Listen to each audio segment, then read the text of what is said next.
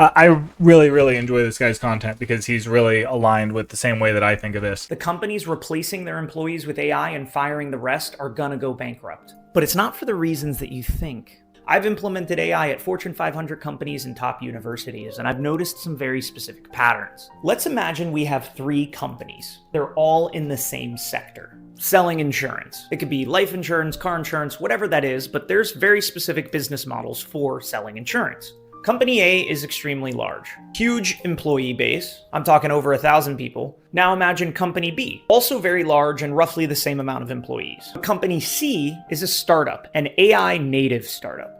Let's say they have maybe 10 people. All of them are looking at AI. Company A accepts and starts adopting AI. Company B does not. And Company C has to adopt AI because that's the reason they started in the first place. Now, most people who are acting like Company A are going to try to cut their numbers down to compete with Company B and have a larger profit margin.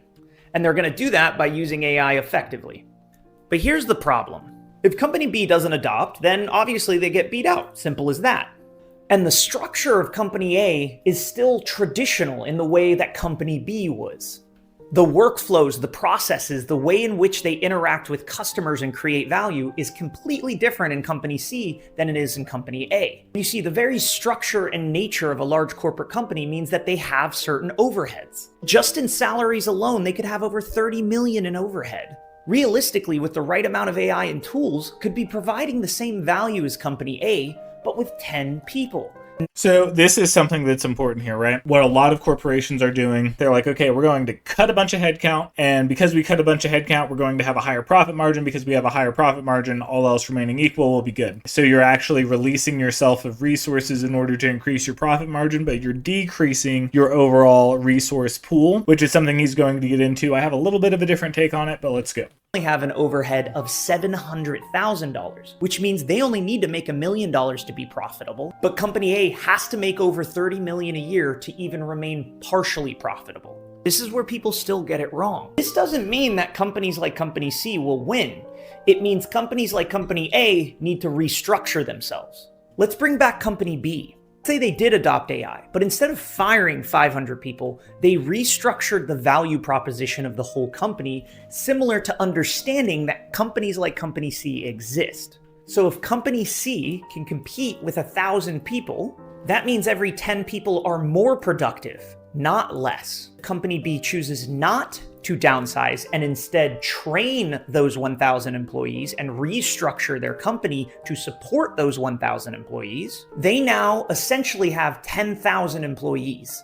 When it comes to this idea of resource replacement, this is something that I'm very, very passionate about, something I really strongly believe in, is resource replacement doesn't make sense. It directly doesn't make sense. And this is part of the reason I'm more optimistic than the average person on, oh, AI is going to come take all of our jobs away. But another thing is, like, all of those workers who are being displaced, people who are smarter than to just remove all their workers and replace them with AI, what they're going to do is they're going to hire all those same people back up, and they're just going to give them positions in which the AI itself is the multiplier, because you are going to need humans in the loop for that process. And if you've already gone through the process of acquiring that human capital and training that human capital on your processes, it does not make any sense to lay those resources off just to increase the profit margin. And that's why companies like Company A here that have downsized, those are the companies that are going to lose. Now, the job market in its current state, that's an entirely different discussion, but I do believe that there is a transient period in that, and this isn't the beginning of like a big release, because that big release doesn't actually make any sense. Meaning Company A, who downsized and then added AI, is now competing with a 10,000 person company B, who is going to blow past them.